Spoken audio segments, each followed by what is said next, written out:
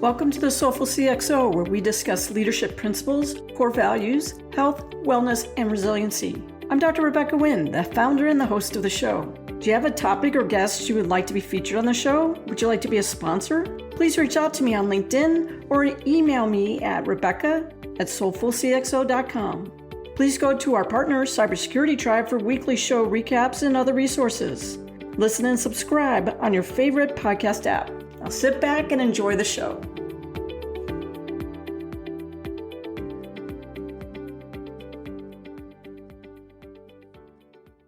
Welcome to the Soulful CXO. I'm your host, Dr. Rebecca Wynn. We are pleased to have us today, Joey Johnson. Joey is the award-winning Chief Information Security Officer at Premise Health, a provider of large employer-sponsored health and wellness centers for employees. He leads all organizational efforts related to security operations and engineering, information technology and security compliance, identity access management, policy development, security audit, and vendor risk management to meet the challenging security and compliance demands. He has successfully implemented a proactive security and risk management environment focused on organizational risk awareness that is transformative in the healthcare industry. Successfully launched a cutting-edge vendor and business associate maturity development program that dynamically empowered business partners and various scales and complexity to meet challenging security and compliance demands, and has worked to develop a team driven by passion and security with a focus on empowering and fostering women in the security field. Before joining Premise Health, he was Chief Security Officer for the United States Department of Commerce, Office of Computer Services. Other cybersecurity industries included leadership roles in both public and private sectors, focusing on organizations in federal government, information technology, healthcare, and transportation industries. He has received numerous CISO leadership recognition awards at the global, national, state, and regional levels. He is an advisor for CISO Executive Network, Cybersecurity Collaborative Corporate Leadership Council, the Cyber Theory Advisory Board, the UCLA Global Cyber Institute, and the Journal of Law and Cyber Warfare. He is also an active investor in emerging cybersecurity technology and a global advisor to multiple renowned top-tier technology investment firms. In the capacity, he also serves as advisory board or board of directors for various portfolio companies. Joey, my friend, welcome to the show. Yeah, thank you very much, Becca. I think it could be summed up to say I stay pretty busy. You sure do. You sure do. And you travel quite a bit too. Your background, though, is super fascinating because I can't think of another CISO or a bit in our field who started out in archaeology.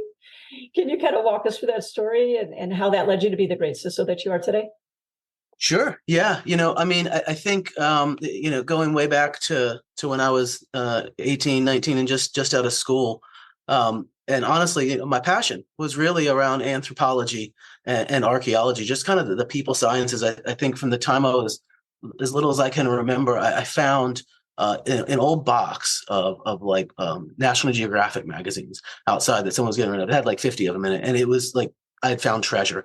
And ever since then, I was kind of hooked on it and really just interested in different cultures and philosophies and all the historical cultures that brought them together. And so I just kind of always grew up with a bend towards it. I think for those who can see it, and behind me, you can see all the travel books and stuff that I have from where we've been. And so it was always just kind of really, really interesting to me. But, what happened is I met my lovely bride who I've been with for 26 years when I was 19. And she kind of said, so what are you going to do with anthropology exactly? And I kind of said, I don't know. And I had a friend who at the time he was in sales for Microsoft. And I said, well, maybe I'll give that a shot. I was never really a person who wanted to go into sales, but I just kind of turned it into something I studied in school. And I found out that I actually was really, really interested in technology. And I was really interested in the security side of it. So it kind of went from there. But I will tell you that I think as I look back, sort of in the Wayback Machine, the lessons that I learned from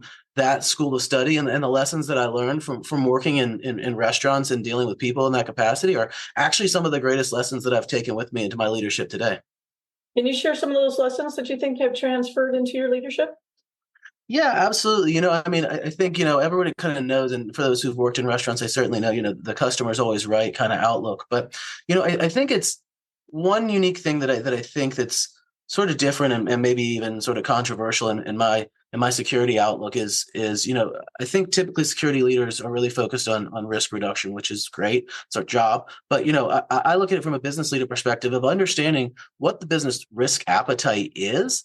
And that, as crazy as it sounds, those were lessons that I learned when working in restaurants. You'd have people that would come in and they were upset. They like they didn't even come there to have a good time. Like they showed up and they're like, I've had a bad day and I'll make you have a bad day. And you had to learn how to diffuse those situations, right? You had to learn how to spend more time listening than talking and really understanding where someone was coming from. And I kind of made it my personal mission when I had someone who came in that was so frustrated. I was like, I want to make sure that they have a good time when they leave here. I want to make sure that, whatever it is, we find a way to be creative and think about how to solve their problem and make sure that they have the good time that they came here for, whether they want it or not.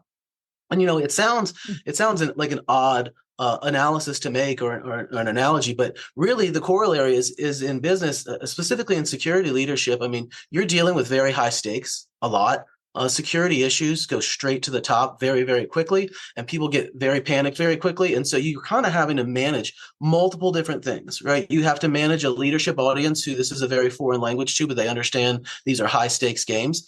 You have to manage a technical team who could be running in different directions, and they're panicking, and you have to calm that audience down and walk them through it. You're having to deal with legal audiences who are kind of saying, hey, what's going on, where are we? Customers you have to keep happy. So there's really this massive sort of people skills, soft skills side to thing that I think is really, really critically important to just be able to get out of the technology. And at the end of the day, you're working with people. You mentioned about tying into the risk appetite of the organization, but a lot of companies, when you ask them what's your enterprise risk management, what is your risk appetite, they haven't have it defined or well defined. So how do you recommend that we navigate that? Well, I mean, I think everything starts with relationships, doesn't it? And the way that I've done it, I mean, I've been the CISO at this organization for nearly 14 years now.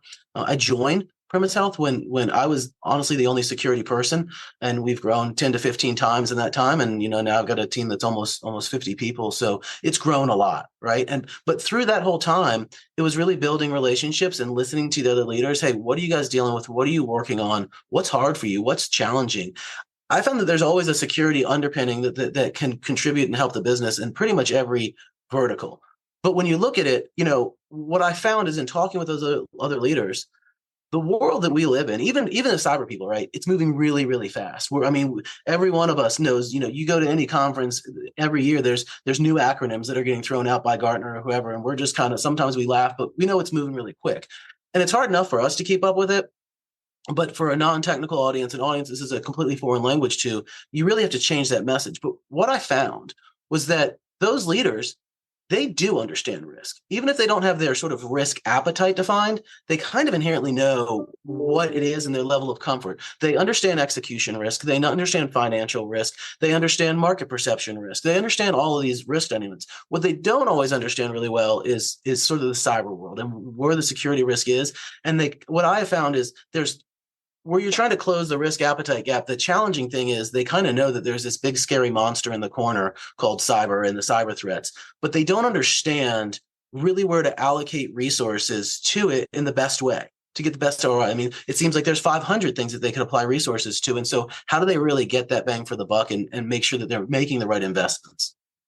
Yeah, one of the things that I know is always a bigger challenge too is when we're trying to present that to the executives or the leadership board. Have you found the secret sauce, the holy grail, because there's archaeology on what is usually an effective way to try and present those to the board or to the executives?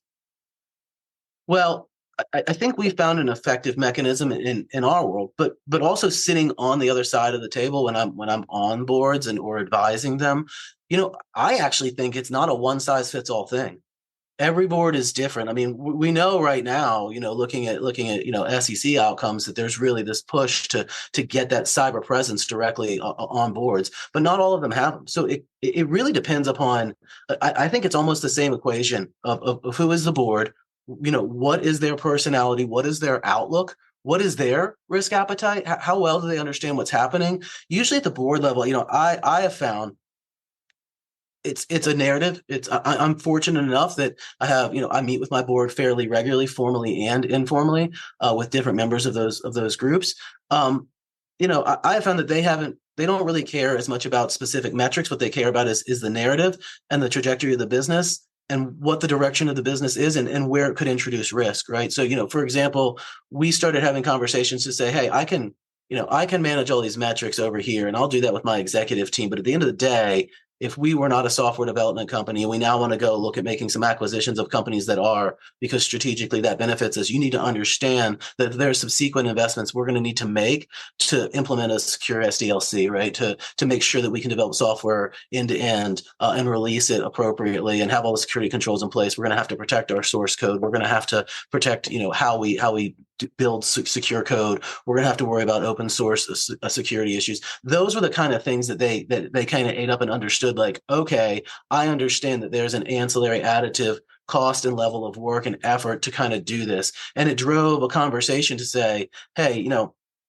the thing is that we can scale things pretty well. If you want to buy one software company, you're going to need to make the same investment as you do if you want to buy 10. But if we make those investments, you can then go buy 10 and not have to do this over and over. Because what I found was a lot of times the concern was, hey, the cost to do this thing securely seemed disproportionate to this investment that we want to make over here. And it's like, well, on a one-to-one basis, that's true. It could be, right? But our job is to make sure that we build a safe hotel for all the people. If you put one person in it or 10,000 people, we still need to build the same safe hotel with the same supplies. So that was kind of part of it. The other thing that I found on that is really understanding as a security leader what your relationship is with your own internal executive audience. Because the one thing that you don't want to do is throw the rest of your executive team under the bus.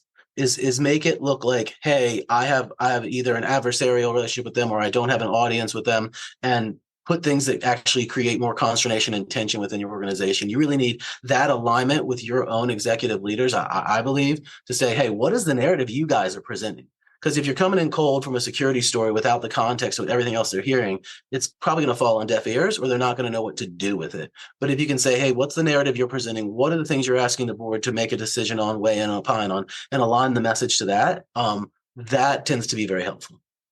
Yeah, I know I've witnessed it myself personally, and I've known other peers that I've talked to where we've run into where we just have maybe one or two executives that will not listen. They will not have ears to listen at all. Have you run into that? And then if you have you been successful in overcoming it? I know the people I've talked to, we haven't been so successful. So do you have any words around those about how to be successful with people who maybe not innately want to listen to security, or maybe you just have a personality clash with?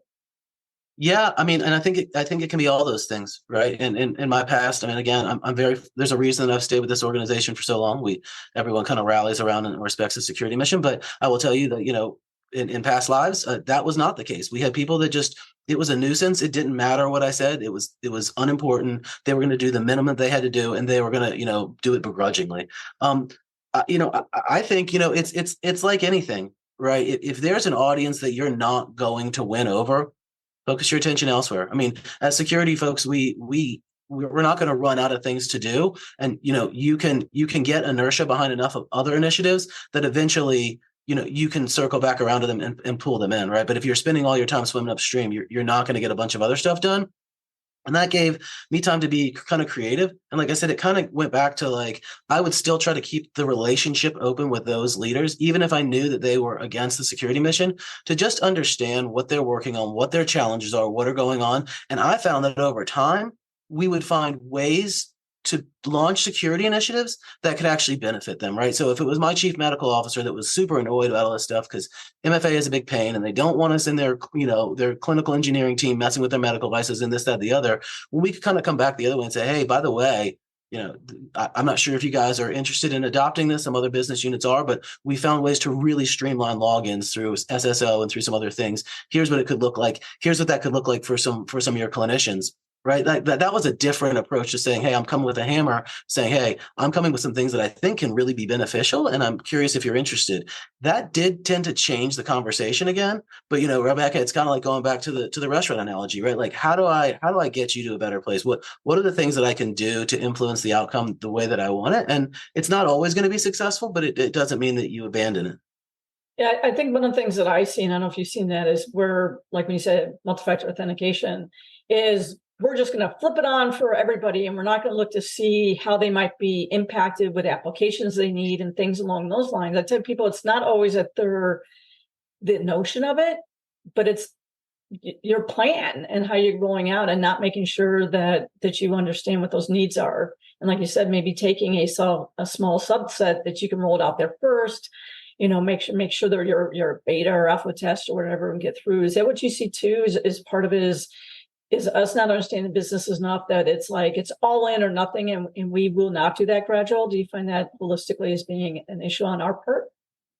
I totally agree. I mean, it's hard. It requires discipline for us as security leaders. I mean, we see things and we do see things that are on fire and really need to be addressed. And there's an urgency behind that. And that's a balance that we have to have, right? I mean, we do need to have that sort of outlook and urgency to be effective, to protect our organizations. But at the same time, if you do that recklessly, you're gonna not build advocates, right? In an MFA rollout thing, right? You could disrupt workforce operations that are critical. You could cause a deluge on your help desk support team, and every time you kind of do one of those, you're going to lose confidence with all those other organizational departments that are going to say this person's going to go off recklessly and do whatever they want to do, and I'm not going to get on board unless I have some kind of stake in it or unless I have some kind of influence on the outcome. Um, the path to failure is paved with good intent, right? So you can be well intended to try to get something rolled out, but you're not building advocates in the organization. And I actually feel like it's like, the old saying, like, make sure you reserve a little dry powder. Like, you want to build up enough organizational confidence that when you do need to hit that nuclear button and say something's wrong and I need to shut something down right now and I don't have time to ask questions about it, that you have that organizational belief that you've established a track record of being responsible and taking us into account, and understand the business operations, listen first, act later, that when you do need to do that, you have the leverage to. Yeah, we do see a lot of CISOs, I say, really reevaluating their position as CISOs, because some companies out there that might not be supporting you, maybe it's just the wrong company. But now as we go ahead and we look at more emerging technologies and we see, chat, AI and all the plethora out there and all the plugins and stuff that are coming out there, that our avenues of attack have just gone up exponentially. How do you see that that's being dealt in healthcare holistically? Because healthcare is one of those ones that you're trying to get out of legacy systems that could not be transformed. As we went into COVID, had to be on pause, trying to do that, and dealing with all the emerging technologies just took off on steroids. Yeah. It's a great question. I guess the first thing I would say to it is, you kind of have to look at even healthcare as different verticals. The operating maturity point of, biomed and pharma is at a far higher level. The operating maturity of sort of the insurance side of the equation on the healthcare side, payers, is at a far higher level. And then you look to some of the provider entities, and that's where it's lagged, right? And a lot of it is because you have hospital groups that have grown by acquisition, and security has been a side function, and on top of it, through the acquisitions, they're trying to manage multiple different technology stacks and operating principles and all of that. A lot of different cultures in the organization, so it is hard. But even outside of just healthcare, I would say that one of the questions that I've been asked by my executive team and even to the board to some degree is kind of like, hey, what keeps you up at night, right? That old question, is it ransomware? Everybody's scared of ransomware. And I said, well, that's actually when it terrifies us the most. I'm not saying it's not a threat that's imminent, but we have playbooks for it. We've gone through it. We've seen it. We've responded to it. We have it worked out how the teams get in a room and deal with all of that. We've got our backup strategies, and we have all the things that we need to do to say, hey, we've looked at this threat and we think we have a plan around it. What concerns me more is exactly what you just said, right? The business problem is the rate at which the business is adopting new technology. So everybody thinks about the adversarial threat, but really sometimes from a security perspective, we're kind of our own or worst enemy, because if you think about every new technology that comes into the business, there's usually a business owner who was the one who wanted this for whatever purpose. Hopefully there's some kind of technology owner that helps shepherd it and manage it. And whether they live inside the technology department or out of it, there's some kind of technology owner of it. But you very rarely have a very specific sort of security owner of it, right? And so what happens is a security team they have to understand whatever this new technology is and the underpinnings of it that make it come together. Like what's the glue and tape that's holding it together, right? Or the APIs and what kind of scripting is happening there. What is all that doing? And then they have to understand where could the weaknesses be in this thing and what do we have to look out for there? And then a lot of times they have to learn some kind of ancillary security tooling to do whatever enforcement needs to happen there, right? It's a lot to ask of a small team. And whether they're successful or not, we're still held accountable for that. That's a hard enough challenge in a static environment, but no environments are static, right? So in an ideal world, our defense in-depth architecture will be just as dynamic as the threats which is presented, but none of us live in an ideal world. AI and Gen AI specifically are kind of like jet fuel to that equation. And then what makes it even a little bit harder is, even if my CFO said, gosh, I hear you, I got the message, noted, here's $50 million, go hire all the people you need. That's not even easy to execute against, right? Because it's not out there. You gotta find that talent, you gotta build that talent, you gotta look in unique places to go get the talent and build it up. So it's complex, right? I'm not gonna say that's a simple problem. Yeah, and part of it is the architecture. I think when you look at how we're going to even be able to see where people are connecting, even you look at the firewalls and stuff like that, even though they're next gen, a lot of them didn't have, I want to say the filtering on, it was only like one or two type of AI. It wasn't like the thousands are out there and they're coming so quickly that even if you're trying to monitor that in real time, you can't, like we said, we can't block everything. So you have to be able to get to train the user, and you have to really explain to them this stuff is really cool, but can be really, really dangerous as well. And bring in different, even acceptable uses and policies and procedures. And I'm not seeing a lot of companies really moving on that. They're putting like one line in their acceptable use, like, oh, thou shalt be good about using AI. What do you see as big threats on that, or what concerns you that? I know that's what keeps me up, is there's every time I turn around, I just read there was like another 300 plugins like last night that came out. Yeah, I mean, the truth is, I think AI is a great use case for what's actually, in my mind, a slightly larger macro issue, which is when we look at our sort of security architectures, they tend to be kind of static in terms of they're built around this one kind of static environment. And where we really live today is almost all organizations have some flavor of ecosystem of SaaS applications and data lakes and APIs that are connecting to third-party entities. And you kind of have to step up and look at what is the entirety of this ecosystem? How is it working together, right? How is your identity program facilitating that, right? Are the SSOs in the right place? Do you have the right API security? Do you understand where the data is moving and how people are accessing it? I mean, that's really the game.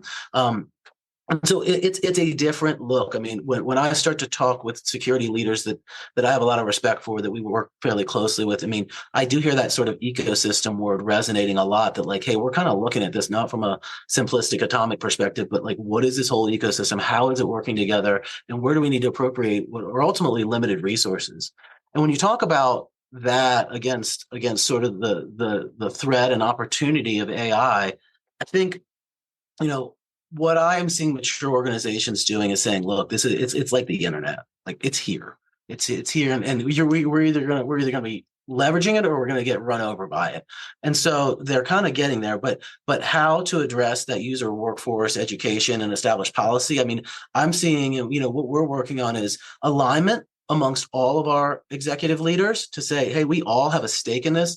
We all stand to benefit from this, and we all stand to lose from this. So it's everyone's responsibility in this executive room to make sure that we are pushing the message down to say, hey, notionally, we think that this is really powerful opportunity, but we want to govern the use cases. We want to know where you want to use it as a specific vertical. If our sales and marketing team wants to do it, or if HR wants to do it, or whoever, bring that up. Let us look at it, build it into a use case. Now, we were fortunate enough to have some models where we used when we started building our data mesh and other things that allowed us to basically put a governance framework in place that privacy, legal, security kind of signed off on and says, hey, these are the things we're going to ask for every single time. You can exchange data really rapidly if you need to, because it's going to always run through this sort of governance engine that can do things in real time. You're going to need that real time kind of capability to pull off how to govern it. I mean, it's this balance between having a lot of freedom and autonomy, but this really big audit hammer over here and governance hammer that can kind of come down and you can't break out of that. But really, it was about getting the message out to say, hey, we want to embrace this, but not just from a security perspective, right? There's a lot of other things. There's copyright infringement challenges. There's Mhm. introduction of open source code that can challenge your own copyrights. There's also diminishing returns, right? You can, when you're doing these kind of cloud native analytics, you could have data science teams that are running all kinds of analytics that cost money to execute that are producing no fruit, right? So when we would take that back to our COO or somebody and say, hey, like, do we even really want to be running down these use cases? Is there really value here? Because if we do it and we get nothing out of it, you've still spent the money, right? And so you kind of need to bring all those variable parts together into effectively, a collective executive aligned framework for how do we adopt this? How do we leverage AI? I mean, the biggest thing is there should be use cases driving it, right? And then if you have folks go off reservation, you have that alignment across the staff with the leaders to say, hey, knock it off, right? Like, we're not joking. And I think one of the things that also helps is get out of the one scorecard. Let's break it down by, if you have to do it by departments, if you have to do it by people types, and then having that scorecard to actually go up to, like, globally, if it goes up to, different places globally, or if it goes up to a leader, and then potentially, if that can affect their bonuses, that's another way to kind of tie in that support. But I think having that all-in-one scorecard is so passe anymore. I think that helps to unblind that statistic.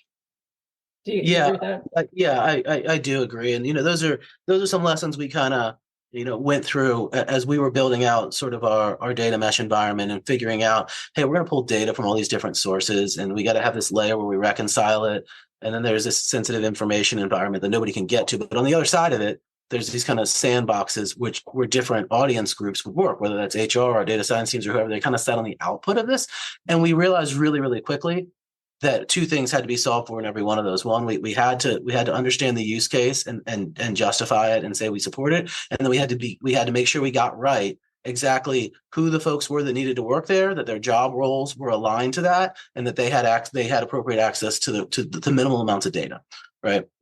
And every single one of those for every single use case had to be governed through. And then we got to a point, it's a lot to build up front. It's kind of one of those things where, it takes you longer to get through use cases 1 through 3 than 4 through 10,000, because you got to build that. And there's a lot of balancing, people's patience. But it's really a very similar analogous model with AI adoption, right? It's hey, we want to do it. We got to do it right. Everyone's kind of in this race, but it's like you got to put the right guardrails and frameworks in place to be able to do it successfully. And like you said, you got to really work on getting that buy-in where you're not the solo person, but if you can go ahead and you can have 8 or 9 departments or executives who also back you with that vision, that at least takes some of the burden off of you. And I think that'd be really welcome today for a lot of CISOs. Our time, unfortunately, has flown by. So what is the best way for people to go ahead and reach out to you for speaking engagements, advisory roles, and how can they learn more about your company? Sure. So, I mean, obviously go to premisehealth.com. That's our company website. Love to have you there. For me personally, you can find me on LinkedIn. Just go to Joey Johnson, Premise Health, and you'll find me there. That's the best way. I'm not really huge on the socials. I'm a little bit more private than that, but you can find me on LinkedIn. That's probably the best way.